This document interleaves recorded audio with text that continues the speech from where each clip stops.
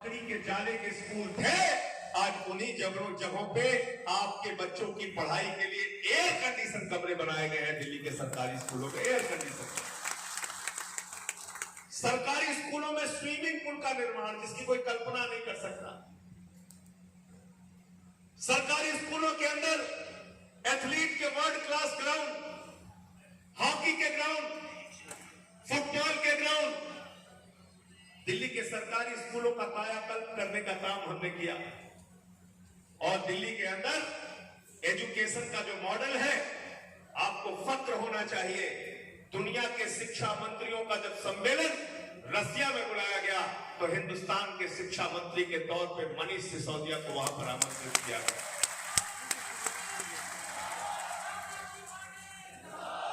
हमारे मोहल्ला क्लिनिक के मॉडल के बारे में अमेरिका के अखबारों में चर्चा हुई। न्यूयॉर्क टाइम्स में लेख निकला कि हिंदुस्तान में यह कैसा मोहल्ला क्लिनिक बन रहा है, यह क्या मॉडल है स्वास्थ्य का। दिल्ली के मोहल्ला क्लिनिक की चर्चा ऑस्ट्रेलिया में, न्यूजीलैंड में, जर्मनी में, फ्रांस में, दुनिया के तमाम देशों में हो रही है। पहले लोग कहते थे अमेरिका से सीखो, अमेरिका से सीखो, अमेरिका से सीखो। आज अमेरिका वाला कह रहा है केजरीवाल से सीखो, टोपी वालों से सीखो, आम आदमी पार्टी से। दिल्ली के अंदर आज आपके सरकारी स्कूल को देखने के लिए अमेरिका की प्रथम महिला, अमेरिका के राष्ट्रपति की पत्नी मेलिना ट्रंप आ रही है और वो दिल्ली के सरकारी स्कूल को देखने जा रही है कि हैप्पीनेस क्लासेस क्या होता है।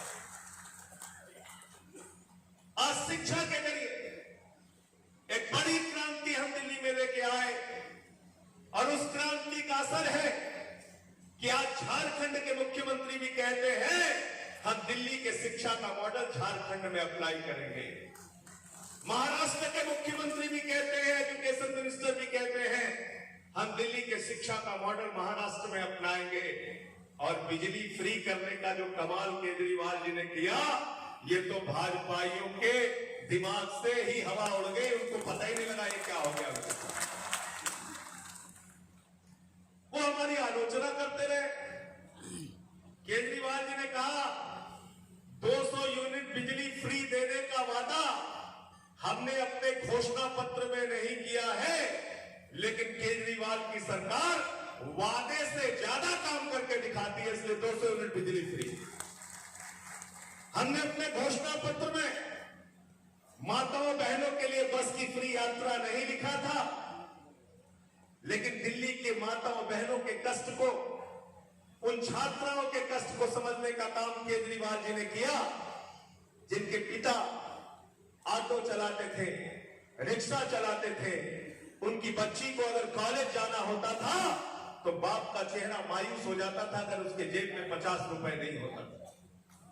अपनी बच्ची को कॉलेज भेज पाएगा कि नहीं भेज पाएगा, इस बात को लेकर उसके दिमाग पे लकीरें खिंच जाती थी, उसके माथे पे पसीना आ जाता था। वो कामगार महिलाएं जो 10,000 12,000 की नौकरी करती थी, उनको रोज 50 रुपए 70 रुपए बस की यात्रा में खर्च करना पड़ता था।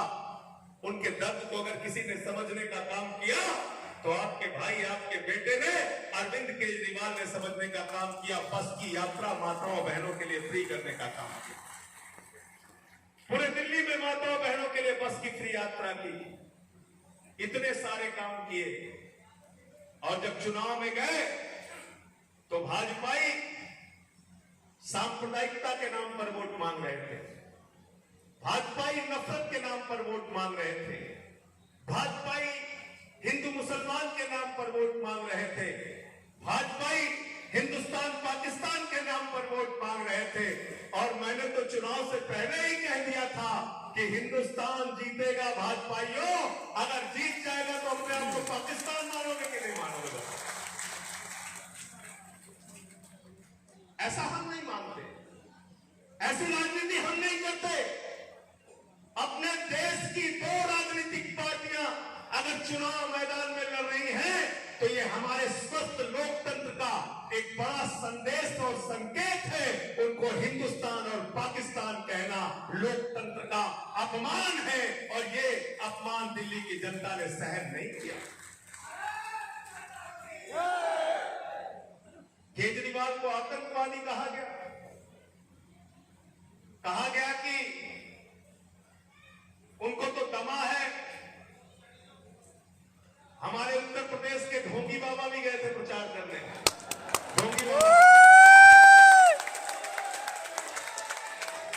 और ये ढोंगी बाबा जाके वहां कह रहा था ये केजरीवाल को तो खांसी आती है, इसको तो दमा है, इसका तो सांस फूलता है।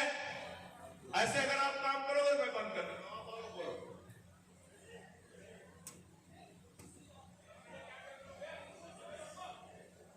तो केजरीवाल की बीमारी का मजाक उड़ाया। तो मैंने ढोंगी बाबा को कहा था, ढोंगी बाबा तुम्हारे गृह जनपद में गोरखपुर में 60 बच्चे ऑक्सीजन की कमी से उनका दम घुट गया, उनकी जान चली गई। पहले उनका जवाब दे दो। हजारों बच्चे हर साल दिमागी बुखार से मरते हैं, पहले उनका जवाब दे दो। अरे जिस घर में खांसने वाला बुजुर्ग होता है वहां चोरी नहीं हो पाती। तुम चोरों के लिए खांसने वाला केजरीवाल ही काफी है, केजरीवाल ही काफी है। मैंने ये भी कहा था और केजरीवाल साहब ने भी बहुत भावुक होकर कहा था कि हमारे दिल्ली के 2 करोड़ परिवार के लोग आने वाली 8 तारीख को तय करेंगे कि उनका बेटा आतंकवादी है कि देशभक्त है। और दिल्ली के लोगों ने तय किया कि उनका बेटा केजरीवाल देशभक्त है। 70 में से 62 सीटें आम आदमी पार्टी के खाते में। हमसे कहा जाता है आप लोग हनुमान जी का नाम लेते हैं, आप लोग हनुमान चालीसा पढ़ते हैं। अरे भाई, भाजपाइयों की लंका में आग लगाने के लिए बजरंगबली को याद करना जरूरी है। उनकी लंका में आग लग गई कि नहीं लग गई? और एक चीज आप बताइए, अरविंद केजरीवाल शिक्षा पे काम करे, बजरंगबली का नाम नहीं ले सकते।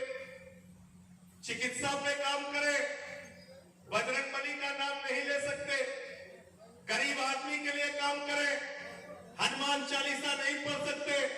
ऑटो वाले के लिए काम करे, हनुमान चालीसा नहीं पढ़ सकते।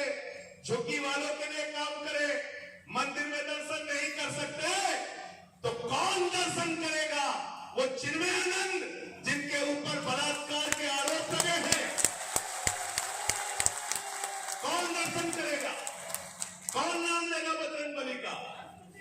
तो इस अधर्मियों से धर्म को बचाना है, ये भी याद रखिए। अधर्मियों से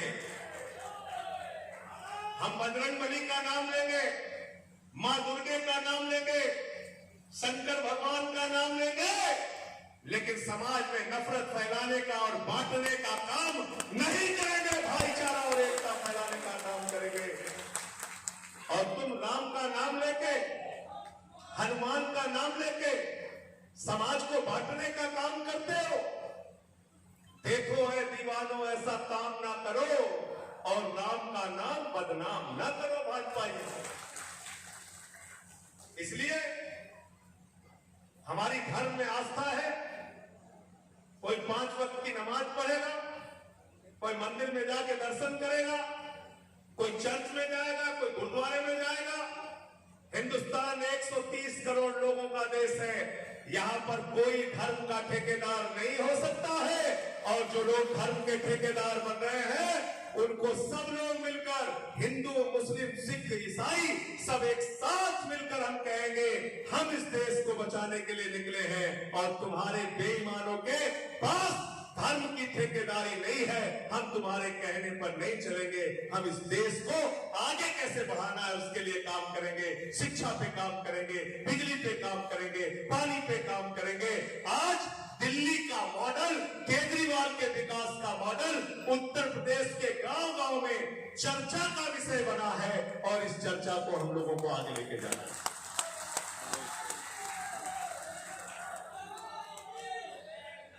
समझाना पड़ेगा लोगों को, बताना पड़ेगा लोगों को कि कब तक आप चपरासी की नौकरी के लिए